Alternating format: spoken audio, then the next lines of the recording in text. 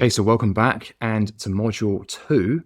This module is all about the philosophy of freedom. It's a very important topic because self-knowledge and freedom aren't actually all that separate. Self-knowledge essentially is the process of becoming more free. And so in this module, I really want to explore the philosophy behind freedom, what we really mean by freedom. We're going to delve into the works of some of the key thinkers on this subject. I think we need to expand our understanding of what freedom is to a spiritual sense, because there's a lot of misunderstandings around freedom and maybe some assumptions around that it just means free choice. It means being able to eat the kind of food that you want or go to see the kinds of films that you like. I mean, of course, those things are a form of freedom, but freedom is so much more than that. Freedom is a spiritual concept, and we need to really get to the bottom of that here. So on to the first lesson of this module. This is freedom and responsibility. Because as soon as we start talking about freedom, we have to talk about responsibility, don't we? Because, well, the most common and immediate objection to the notion of freedom, which I have encountered myself, as I have made public posts that mention the word freedom, the immediate response is generally, well, your freedom is just violating the rights of other people, isn't it? No, that would not be an authentic expression of freedom, because that would be a contradiction. Because if I'm using my freedom to violate other people's freedom, then I'm not really honoring freedom. So there's an element of responsibility. When we start pursuing freedom, we start living authentically without being confined by outer pressures, whether they be physical, financial, legal, or more to the point, whether they be the introjected expectations of society. So they may have been born in external pressures initially, most likely between the ages of 1 to 6. Like when we were very young, we had to pretty much conform to the pressures of the external, our parents, first and foremost, and with them representing the wider culture. But as time goes on, we continue to hold on to these expectations. We have to buttress up against painful feelings whenever we step outside of those. And we don't realize that we have made them internal and we're now doing harm to ourselves, and that we're now actually effectively violating our own freedom in doing so. And of course, when we say our, we mean more than just the ego, right? So it's still us, but it's something that's outside of what we're consciously aware of. And so in trying to live more authentically and following our will, we inevitably come up against the need for responsibility. Because as we start to make choices, we create consequences. And those consequences on some level have been our responsibility. It doesn't necessarily mean that we consciously chose our own pain. And it also doesn't mean necessarily that other people's free will hasn't had an influence on our own. Because by virtue of us being free, other people are also free. However, in being responsible, it means that we can use that as a catalyst to understand how it is we can take control over our own freedom and well-being. So in some sense, responsibility and control are synonymous, but responsibility is backwards looking. We can take responsibility for things that happened without our conscious intention, which we, including the whole self, brought about. And in doing so, we can learn how to expand our consciousness into that area, and from there on in, attain to greater freedom and wholeness. And along the way, if we start violating other people's freedom, we are in essence harming ourselves. At the same time, we will find that our own freedom is curtailed as a result. And so we attain to greater levels of sophistication in our interactions with other people. It's not about hedonism. It's not about living on a whim. It's completely not that. It's really about living authentically to ourselves. What does that mean? Well, we're going to look at the work of some prominent thinkers in this area to help develop our understanding of that. Just want to retrace the quote from Hegel. He said that history of the world is none other than the progress of the consciousness of freedom. And this, I would also say, is happening on the microcosm. It is also what determines the direction of our own lives. Each time we encounter a challenge, it's a reflection of something going on internally. It's not a direct imitation of something happening internally, but it is symbolic and reflective of something happening internally. So, for example, when St. George slew the dragon, it's not quite accurate to say that he integrated his inner dragon. I mean, yeah, kind of, but that's not really the most accurate way to think about it. It's not that he was projecting his inner dragon onto the dragon. It's that the dragon reflected his own fear, his own repressed or unrealized feelings towards stepping into himself. So he had to go and do it. Some part of himself compelled him to seek out the dragon and slay it. And it made him face those internal energetic forces that were previously limiting his existence, compelling him to live in a certain way. And so this quote by Hegel is, I think, a very useful one to keep coming back to, because it helps us make sense of what's going on within our own lives, but also in the wider world. Carl Jung said that freedom stretches only so far as the limits of our consciousness. So where we are conscious, we are free. The conscious ego is the center of will. And whatever we're conscious of, we have complete control of, at least that part of it, at least that conscious part of it. So, for example, if we are fully conscious of where we are harming ourselves, then we have the free choice to cease doing that. And shadow work, from one perspective, is the process of ceasing to do harm to ourselves. But of course, in order to do that, we first have to become aware of where we might be harming ourselves. And the suffering we create in harming ourselves serves that very purpose, is to point our way to where we are harming ourselves. It is the result of that inattention that's being created through disharmonious will that may have served a purpose at one time.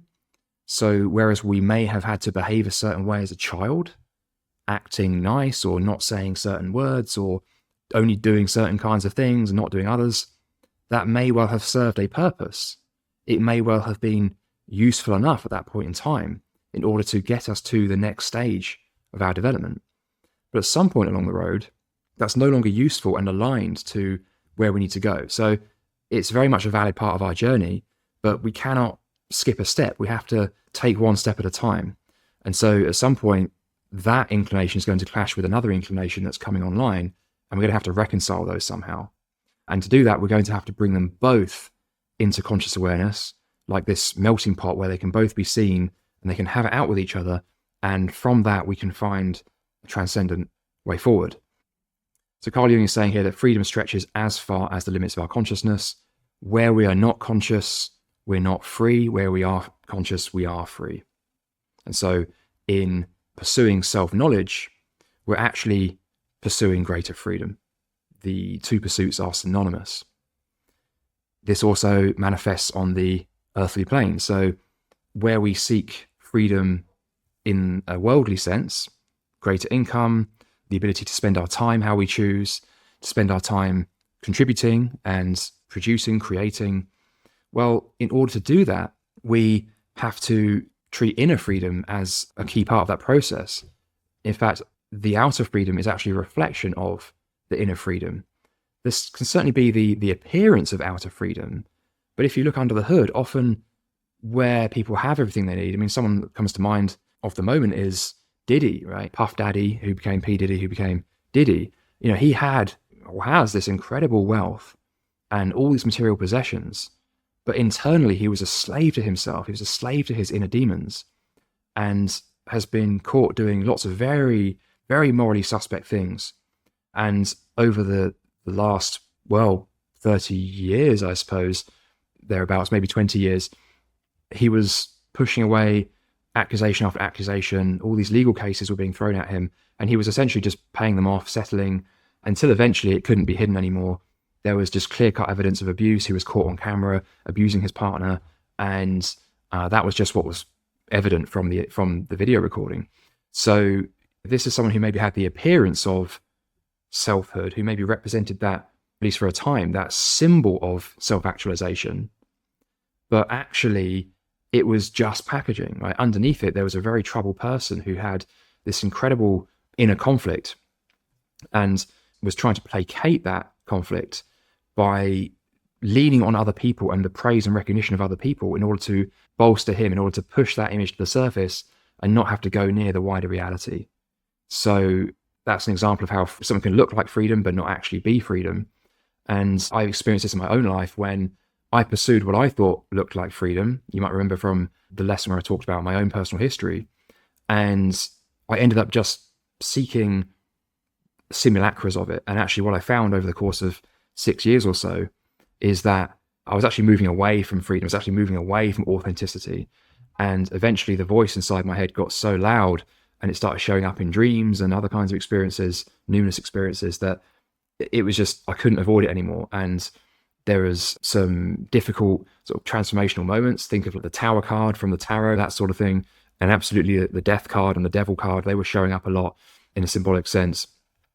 And a great change was needed. And it forced me back onto what is real freedom. And kind of to pursue that, I've had to go through many moments where that fear of not having that image of freedom, not having comfortable finances, for example, I've come up against that a few times now where it's like, wow, I don't actually know how I'm going to, make a living at this point in time. But the prospect of going back to an office job, it wasn't just a painful thought, it was untenable. I would have been incapable of doing it because it would have been a lie. It would have been like trying to convince you that Santa Claus did exist, right? It's like, Santa Claus doesn't exist, not in a literal sense, right?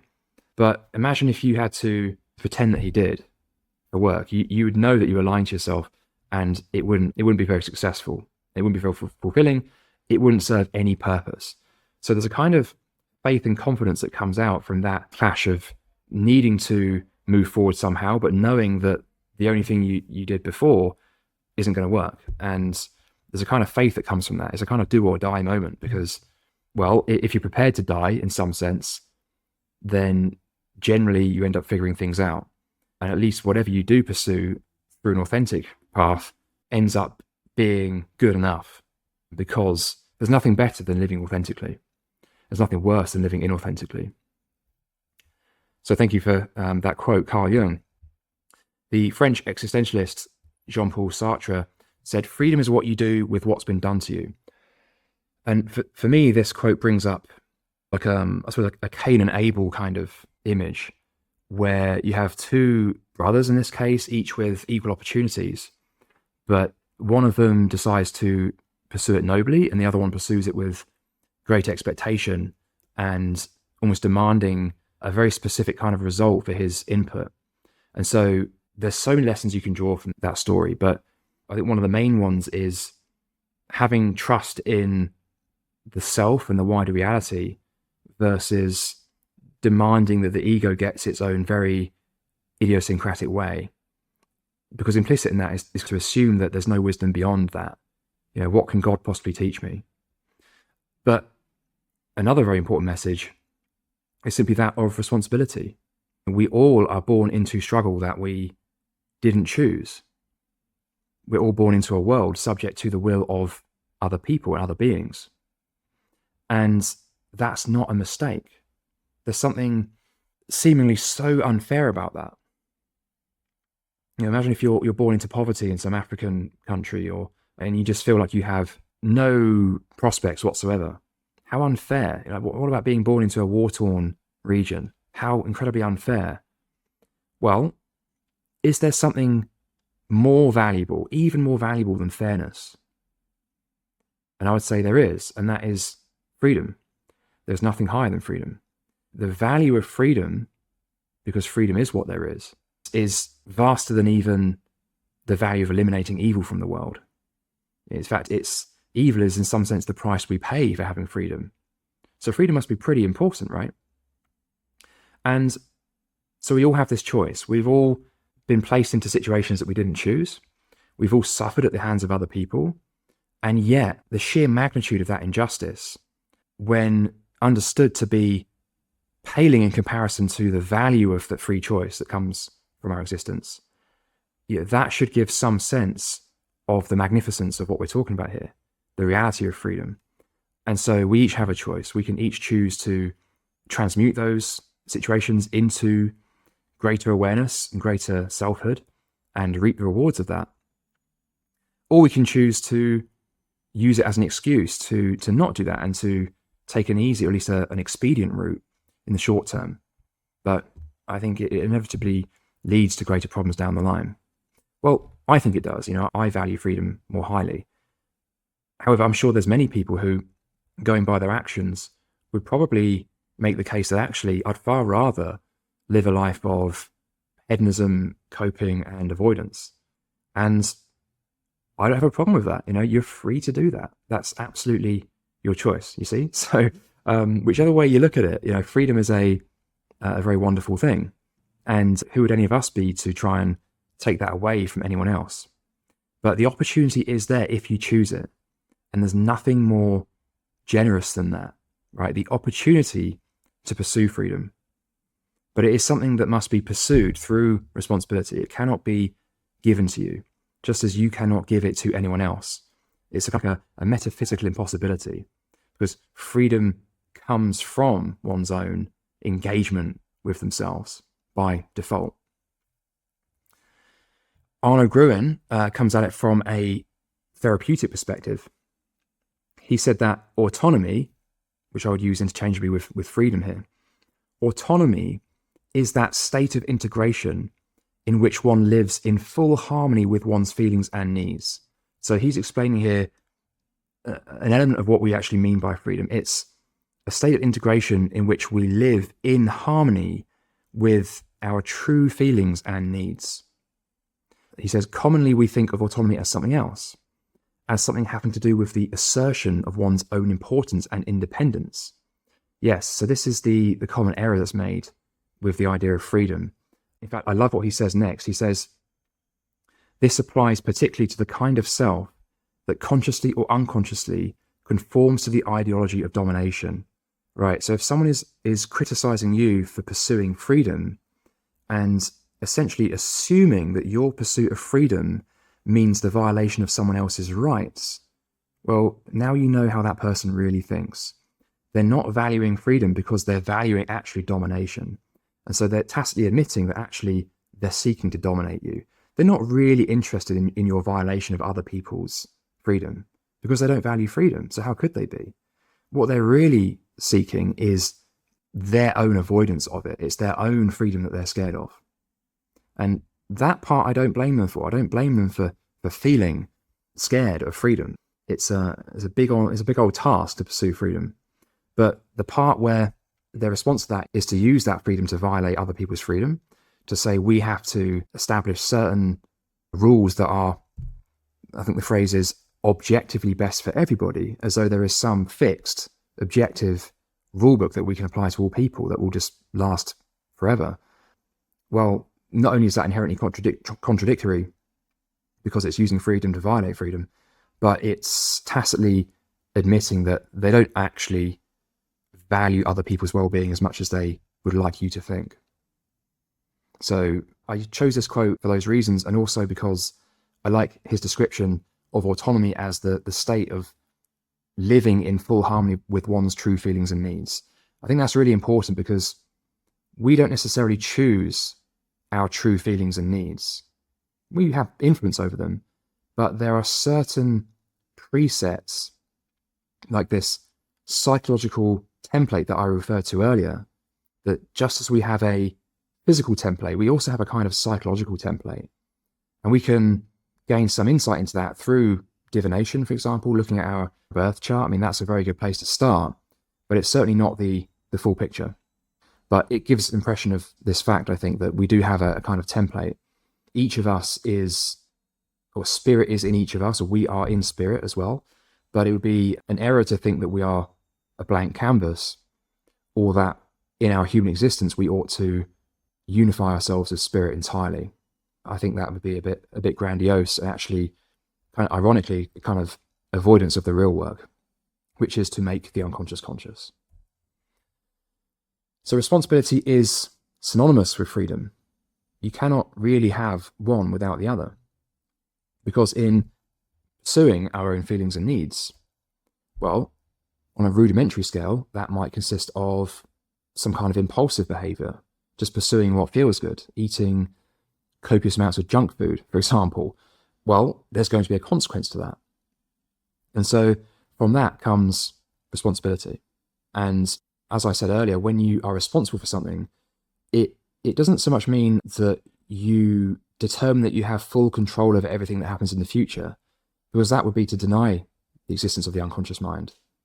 What it means is to understand in retrospect that somehow your mind has brought something about, and in becoming conscious of that, you take responsibility for it going forward.